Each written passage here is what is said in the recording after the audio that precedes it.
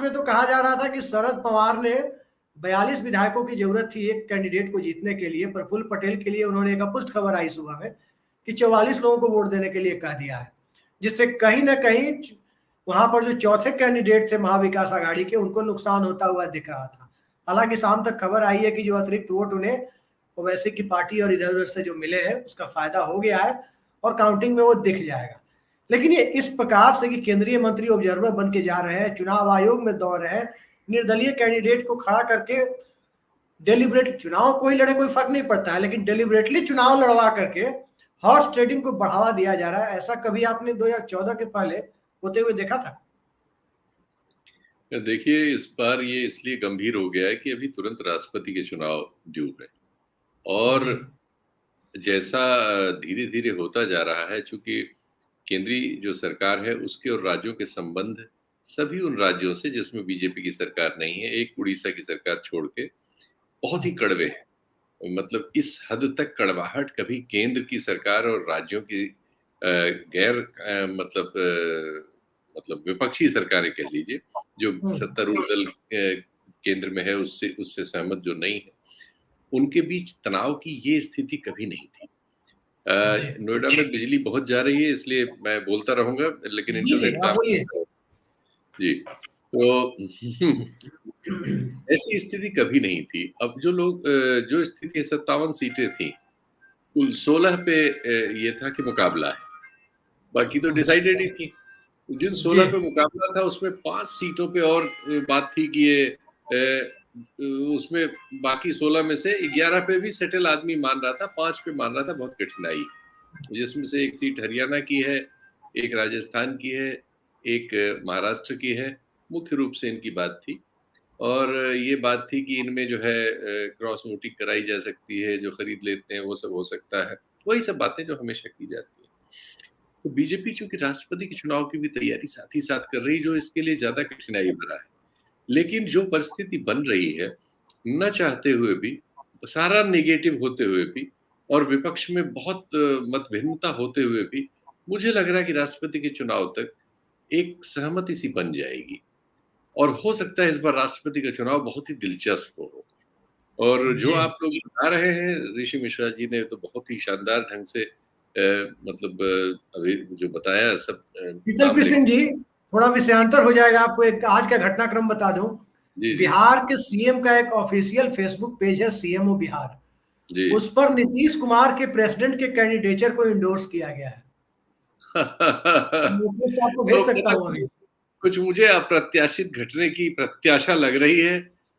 Doctor Sunilam है, अभी कुछ और बताएं, इस पे प्रकाश डालेंगे। तो मुझे लग रहा है कि अभी तो फिलहाल चूंकि हम आप जान ही रहे हैं, अभी कार्यक्रम शुरू होने से पहले बात कर ही रहे थे कि काउंटिंग किन्हीं कारणों से तीनों जगह, राजस्थान, हरियाणा और आपके महाराष्ट्र में फिर से, राजस्थान में काउंटिंग तो हो गई है लेकिन पता नहीं क्या है, रिजल्ट रुका हुआ है। महाराष्ट्र में होनी है शुरू, अभी चुनाव आयोग में है।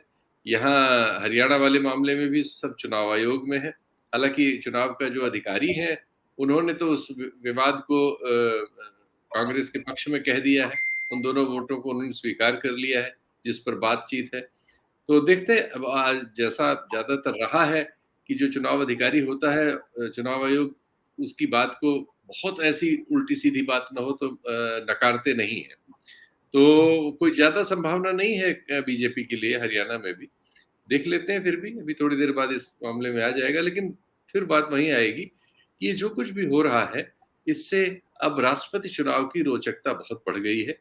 और निश्चित तौर पर अगर, चूंकि सारे विपक्षी दल बहुत ही परेशान है अपने अपने राज्यों में, जो जीएसटी का बंटवारा है, तमाम तरह के केंद्रीय लेवीज हैं और जो भी हैं, उनको देन लेन में जो सरकार का रवैया है, कोऑपरेटिव फेडरलिज्म की नई परिभाषा से परेशान है जी। वहाँ जो राजनय है, जो उनके प्रति व्यवहार है, दूसरे उनको वो जो परेड लगाते हैं टीवी के सामने बैठ के, सारे मुख्यमंत्री बैठिए और सुनिए, और जो प्रधानमंत्री चाहेंगे उसको रिलीज करेंगे, अगर मुख्यमंत्री कोई चीज रिलीज कर दें तो उसमें देशद्रोह आ जाएगा। तो इस तरह की जो बातें हो रही हैं, इससे लोकतंत्र को भी नुकसान हो रहा है और लोगों में तनाव बढ़ रहा है।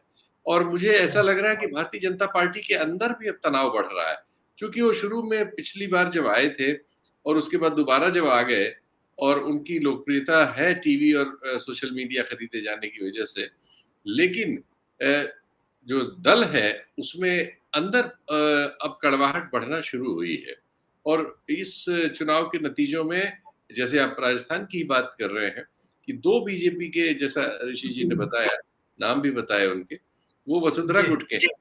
और निश्चित तौर पर वसुंधरा जो है वो शुरू से ही केंद्र में जो इस समय लोग हैं उनसे उनकी उस तरह से पटती नहीं है, और ऐसा लग रहा है कि उनको किनारे लगाने की पूरी तैयारी है। आप देख रहे थे उत्तर प्रदेश में योगी जी को भी किनारे लगाने की पूरी तैयारी थी, तो उन्होंने वो आंकड़ा थ्रेशोल्ड पार कर लिया, इसलिए अब नहीं लगा सके। तो हर जगह जो मध्य प्रदेश के चौहान साहब हैं उनके मामले में तो शुरू से ही उनके बारे में भी ऐसा ही है। तो जो गुजरात के ये 2 हमारे नेता दिल्ली में हैं, इनके बारे में ये धीरे धीरे धारणा बीजेपी वालों में होती जा रही है कि वो अपने लोगों को या ऐसे लोगों को जो उनके प्रति, जिनको लायल समझते हों, भले उनका कोई अनुभव न हो, उनको वो सब जगह राज्यों में आसीन कराना चाहते हैं और चीजों पर पूरा नियंत्रण चाहते हैं। एक ब्यूरोक्रेट अनिल स्वरूप जी ने कहा ही कि अब तो मंत्रियों तक को अपने बारे अपना कोई स्टेटमेंट देने की हिम्मत नहीं है बिना पीएमओ से पूछे, और उनको वो किसी भी मामले पे फैसला लेने की स्थिति में ही नहीं है। हर चीज के लिए पीएमओ की ओर देखते रहते हैं कि वहां से अगर नॉड मिले तो करें। तो एक ऐसी स्थिति पैदा हुई है जिसमें तनाव बढ़ना ही बढ़ना है, और इससे नीतियों की असफलता भी हो रही है। बहुत जगह हमारे सामने रिजल्ट्स आ ही रहे हैं।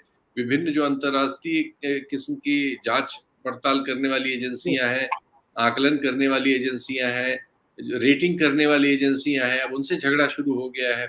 अभी हाल में ये सब जो हुआ गल्फ कंट्रीज से, वो सब तो है ही है, बात इधर उधर हो जाएगी, मैं फिर वापस आता हूँ।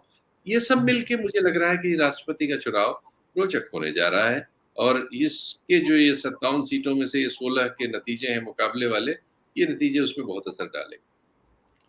सुनीलम जी, जिस प्रकार की बाड़ेबंदी की गई, राजस्थान के नतीजे डिक्लेयर हो गए।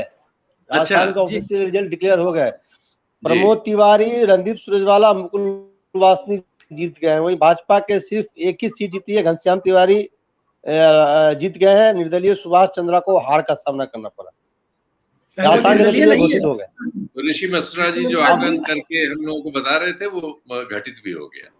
तो ऋषि मिश्रा जी दलीय नहीं है, वो सबसे बड़े दलीय प्रतिनिधि है, और 9 बजे अभी थोड़ी देर में और मैं एक इंटरेस्टिंग फैक्ट बता दूं शीतल जी, कि घनश्याम तिवारी जो जीते हैं वो अशोक गहलोत के रियली में दोस्त हैं। मैं आपको बताऊं, कांग्रेस हमेशा से सांगानेर में कमजोर प्रत्याशी उनके विरुद्ध उतारते थे। और जितना घनश्याम तिवारी, जितना कांग्रेस वसुंधरा सरकार को डिस्टर्ब नहीं कर पाती थी, उससे अधिक वसुंधरा राजे सरकार को घनश्याम तिवारी पार्टी में रख कर डिस्टर्ब करते थे। तो अशोक गहलोत के पकिया दोस्त है वो घनश्याम तिवारी। वही रोचक जानकारी दी आपने।